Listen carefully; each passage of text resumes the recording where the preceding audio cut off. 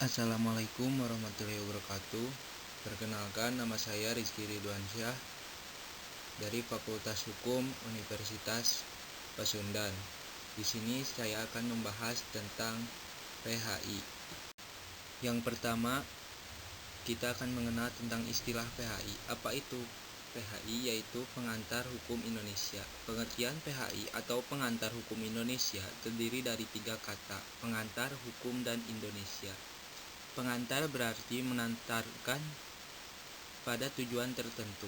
Yang pengantar dalam bahasa Belanda disebut inleiding dan introduction dalam bahasa Inggris, yang berarti memperkenalkan secara umum atau secara garis besar yang tidak mendalam atas sesuatu hal tertentu. Pada istilah pengantar hukum Indonesia, yang diperkenalkan secara umum atau secara garis besar adalah hukum Indonesia. Tujuan mempelajari PHI. Yang pertama, untuk mengetahui dan memahami susunan sistematika tata hukum di Indonesia. Yang kedua, untuk memelihara tata tertib di masyarakat. Yang ketiga, dengan mengetahui tata hukum dapat menumbuhkan kesadaran dan membedakan perbuatan yang melanggar hukum atau tidak. Yang keempat, untuk mengetahui fungsi hukum, yaitu ilmu yang mengajarkan dasar-dasar pengetahuan di antara hukum. Perbedaan PHI dan PIH. Perbedaan antara PIH dengan PHI dapat dilihat dari segi objeknya, yaitu PHI berobjek pada hukum yang sedang berlaku di Indonesia sekarang ini, atau objek khusus mengenai hukum positif atau ius constitutum. Sedangkan objek PIH adalah aturan tentang hukum pada umumnya, tidak terbatas pada aturan hukum yang berlaku pada tempat dan waktu tertentu. Pengertian hukum, yaitu peraturan yang berupa norma dan sanksi yang dibuat dengan tujuan untuk mengatur tingkah laku manusia, menjaga ketertiban, keadilan, mencegah terjadinya kekacauan. Hukum memiliki tugas untuk menjamin bahwa adanya kepastian hukum dalam masyarakat. Oleh sebab itu, setiap masyarakat berhak untuk memperoleh pembelaan di depan hukum. Hukum dapat diartikan sebagai sebuah peraturan atau ketetapan, atau juga ketentuan yang tertulis ataupun yang tidak tertulis untuk mengatur kehidupan masyarakat dan menyediakan sanksi untuk orang yang melanggar hukum. Pengertian tata hukum.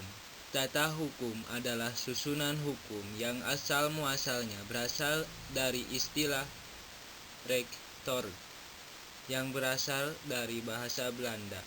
Rechtsorde adalah susunan hukum, sedangkan pengertian tata hukum ialah memberikan tempat yang sebenarnya pada hukum. Kemudian yang dimaksud dengan memberikan tempat yang sebenarnya adalah menyusun dengan baik dan tertib aturan-aturan hukum dalam pergaulan hidup agar ketentuan yang berlaku dan mudah dapat diketahui dan digunakan untuk menyelesaikan setiap peristiwa hukum yang terjadi. Ius constitutum dan ius constituendum. Ius constitutum adalah hukum positif suatu negara, yaitu hukum yang berlaku dalam suatu negara pada suatu saat tertentu. Sebagai contoh, hukum Indonesia yang berlaku dewasa ini dinamakan ius constitutum atau bersifat hukum positif, juga dinamakan tata hukum Indonesia. Demikian pula hukum Amerika yang berlaku sekarang, seperti Inggris, Rusia, Jepang, dan lain-lain. Ius constituendum adalah hukum yang dicita-citakan oleh pergaulan hidup dan negara, tetapi belum merupakan kaidah dalam bentuk undang-undang atau berbagai ketentuan lain. Pendapat yang demikian juga diketengahkan oleh Sudiman Kartodiprodjo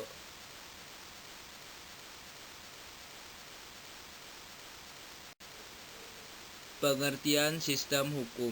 Sistem hukum sendiri adalah satu kesatuan unsur-unsur yang masing-masing saling berinteraksi dan bekerja sama dalam mencapai tujuan kesatuan tersebut, yaitu susunan sebagai satu kesatuan yang tersusun dari sejumlah bagian-bagian yang dinamakan subsistem hukum, yang secara bersama-sama mewujudkan kesatuan yang utuh.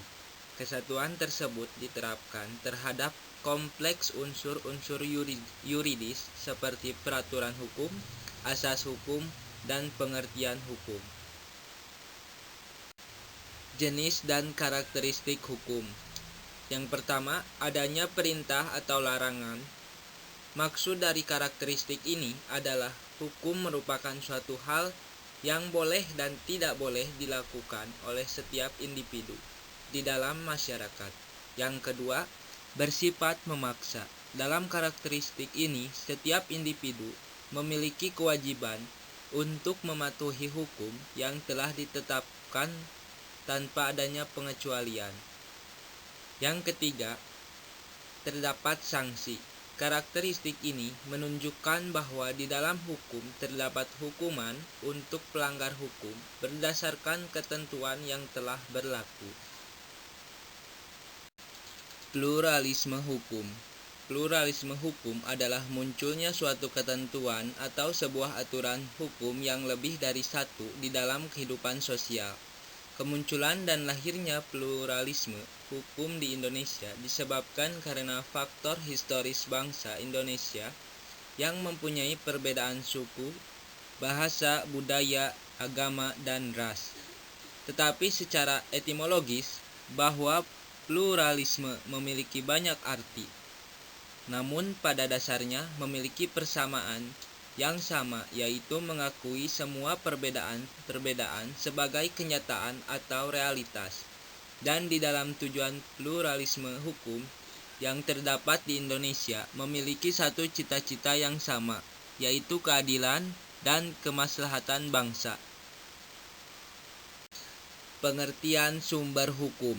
Sumber hukum adalah segala apa saja atau sesuatu yang menimbulkan aturan-aturan yang mempunyai kekuatan mengikat dan bersifat memaksa, yakni aturan-aturan yang kalau dilanggar mengakibatkan sanksi yang tegas dan nyata bagi pelanggarnya. Yang dimaksud dengan segala atau apa saja sesuatu, yakni faktor-faktor yang berpengaruh terhadap timbulnya hukum. Faktor-faktor yang merupakan sumber kekuatan berlakunya hukum secara formal dari mana hukum itu dapat ditemukan. Jenis dan contoh sumber hukum. Sumber hukum material. Sumber hukum material adalah semua aturan, norma atau kaidah yang menjadi sumber bagi manusia dalam bersikap dan bertindak. Atau dapat diartikan sumber hukum materi adalah tempat di mana materi tersebut diambil.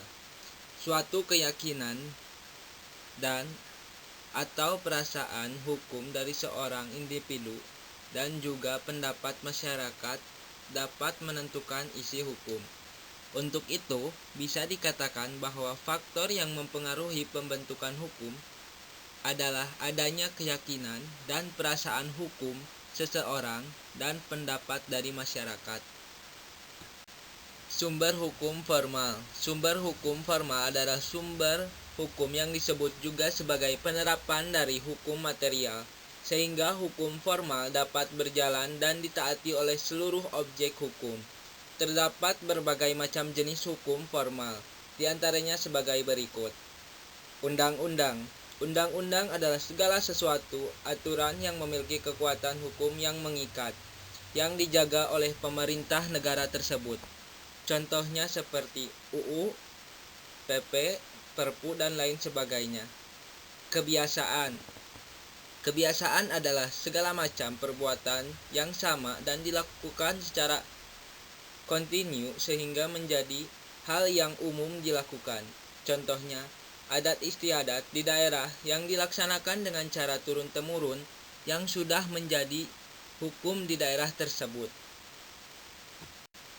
Yurisprudensi. Yurisprudensi adalah segala macam keputusan hakim dari masa lampau atau masa lalu suatu perkara yang sama, sehingga dijadikan patokan keputusan oleh para hakim di masa kini. Seorang hakim bisa membuat suatu keputusan sendiri jika perkara yang sedang disidangkan tersebut tidak diatur sama sekali oleh undang-undang. Traktat. Traktat adalah segala macam bentuk perjanjian yang dilaksanakan oleh dua negara atau lebih. Perjanjian tersebut memiliki sifat yang mengikat bagi antar negara-negara yang terlibat dalam traktat ini, dan otomatis traktat tersebut juga mengikat warga negara dari negara yang bersangkutan. Doktrin. Doktrin adalah segala macam pendapat para ahli hukum terkenal yang dijadikan patokan atau asas-asas penting dalam hukum dan penerapannya. Penggolongan hukum. Penggolongan hukum berdasarkan bentuknya. Yang pertama, hukum tertulis. Hukum tertulis adalah hukum yang telah dicantumkan dalam berbagai peraturan perundang-undangan secara tertulis. Contoh hukum tertulis adalah Undang-Undang 1945, Keputusan Presiden, KUHP, dan lain-lain. Yang kedua, hukum tidak tertulis. Hukum tidak tertulis adalah hukum yang berlaku serta diyakini oleh masyarakat dan dipatuhi, akan tetapi tidak dibentuk menurut prosedur yang formal, melainkan lahir dan tumbuh di kalangan masyarakat tersebut. Contoh hukum tidak tertulis adalah hukum adat, hukum agama, dan lain-lain. Penggolongan hukum berdasarkan sifatnya. Yang pertama, hukum yang memaksa. Yang dimaksud hukum yang memaksa adalah jenis hukum yang dalam keadaan bagaimanapun harus dan mempunyai paksaan yang mutlak. Contohnya adalah hukuman bagi perkara pidana, maka sanksinya secara paksa wajib untuk dilaksanakan. Yang kedua, hukum yang mengatur. Yang dimaksud hukum yang mengatur adalah jenis hukum yang dapat dikesampingkan saat pihak-pihak yang bersangkutan telah membuat peraturan tersendiri dalam suatu perjanjian. Contohnya adalah hukum mengenai warisan yang dapat diselesaikan dengan kesepakatan antara pihak-pihak yang terkait. Penggolongan hukum berdasarkan isinya. Yang pertama, hukum publik atau hukum negara. Hukum publik atau disebut juga hukum negara adalah jenis hukum yang mengatur hubungan antara negara dengan individu atau warga negaranya. Hukum publik umumnya menyangkut tentang kepentingan umum atau publik dalam ruang lingkup masyarakat. Yang kedua, hukum privat atau hukum sipil. Hukum privat atau yang disebut juga hukum sipil adalah jenis hukum yang berguna untuk mengatur hubungan antara individu satu dengan individu lainnya, termasuk negara sebagai pribadi. Jenis hukum privat memfokuskan pada kepentingan perseorangan. Sekian dari saya, mohon maaf bila ada kesalahan. Wassalamualaikum warahmatullahi wabarakatuh.